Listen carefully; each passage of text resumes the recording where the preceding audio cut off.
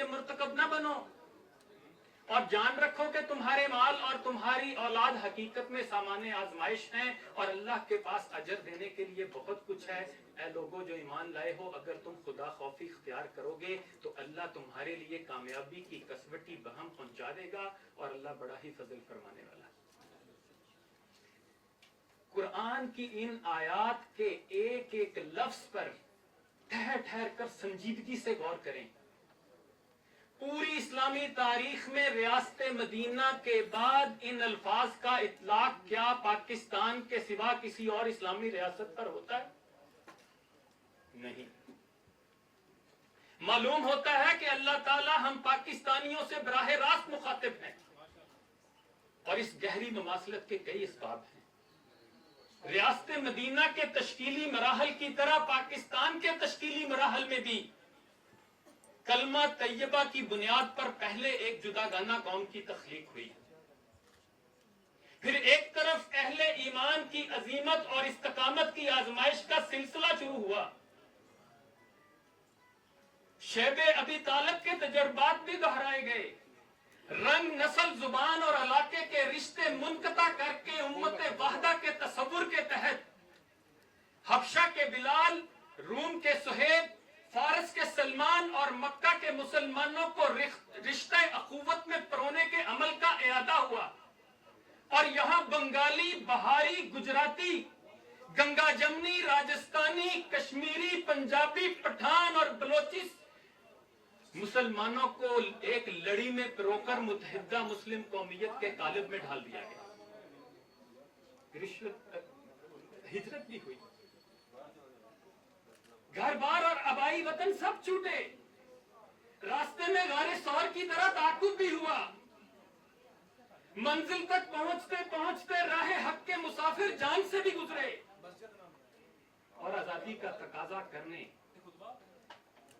اور ہجرت کرنے والوں پر سکھوں اور ہندوؤں نے وہ مظالم ڈھائے کہ آسمان بھی کانپ اٹھا ہوگا۔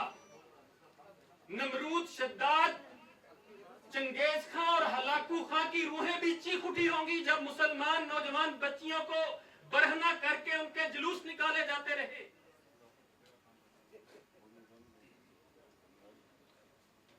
شیر خار بچوں کو فضا میں پھینک کر جا اڑ جا جنا دیا کبوترا کہہ کر نیزے کی نوک میں پرویا جاتا رہا۔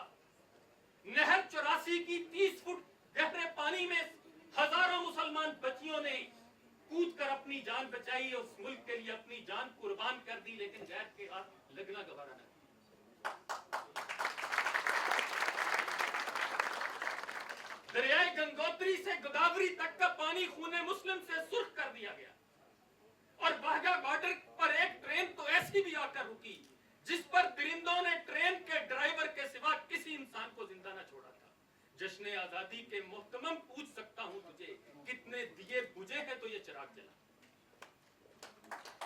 اور چشم عالم اس بات کی گواہ ہے کہ جب لٹے پٹے قافلے واہگہ بارڈر پر پہنچے، سرزمین پاکستان پر پہنچے تو مواخات کے مناظر بھی سامنے آئے، اور جس طرح قریش مکہ کی دولت مندی پر اہل مدینہ کی ثروت غالب آئی تھی، اسی طرح اس وقت کے ترقی یافتہ علاقوں کے مقابلے میں یہ وسائل سے محروم اور پسماندہ علاقہ بازی لے گیا، اور نہرو کی یہ پیشین گوئی حرف غلط کی طرح مٹ گئی کہ پاکستان چل نہیں سکتا، چند ہی ماہ میں دوبارہ ہندوستان میں ادغام کے لیے منتیں کرتا پھرے گا۔ پاکستان الحمدللہ قائم و دائم ہے، اور تا قیامت انشاءاللہ زندہ و پائندہ رہے گا۔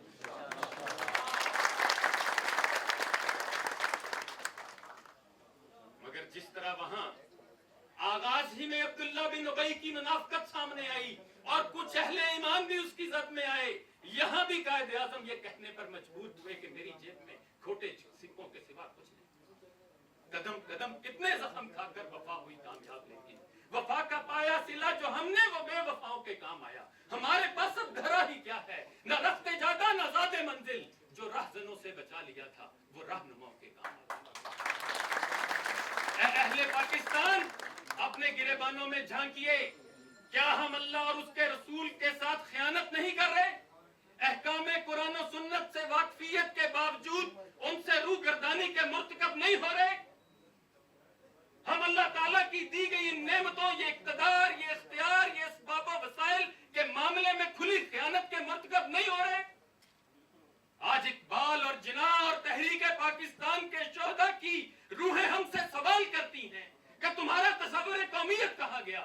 तुम जिन असबियतों से ऊपर उठे थे उन्हीं की दलदल में क्यों गर्क हो गए? तुम्हारे अंदर इसार, इत्तेहाद और मोहब्बत के जो रिश्ते कायम हुए थे वो गराज़ो नफ्स परस्ती और इंतशार की कैफियत से क्यों दो चार हो गए? इकबाल का ये दर्स तुमने क्यों भुला दिया कि मनफत एक है इस कौम की, नुकसान भी एक ही सबका नबी, दीन भी ईमान भी एक, हर में पाक भी, अल्लाह भी, कुरान भी एक। कुछ बड़ी बात थी होते जो मुसलमान भी एक, फिरका बंदी है कहीं और कहीं जाते हैं, क्या जमाने में पनपने की यही बातें?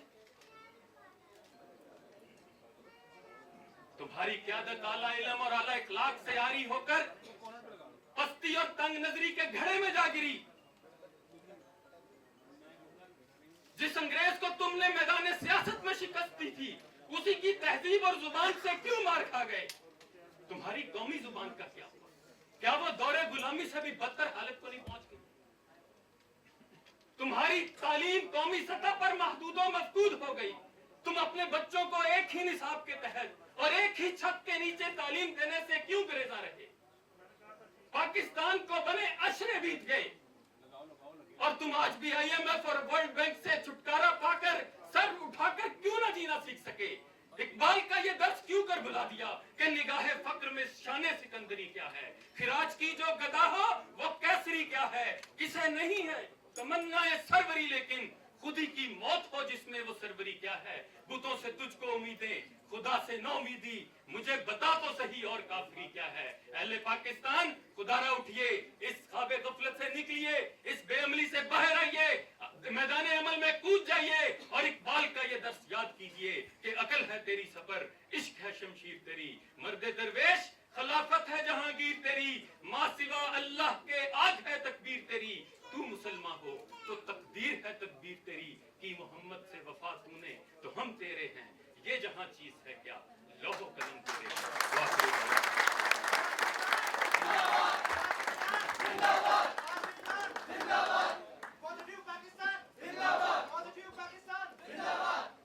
पाकिस्तान का मतलब क्या? ला इलाहा इल्लल्लाह। पाकिस्तान का मतलब क्या? ला इलाहा इल्लल्लाह। कारी साहब ने महफिल को गरमा दिया।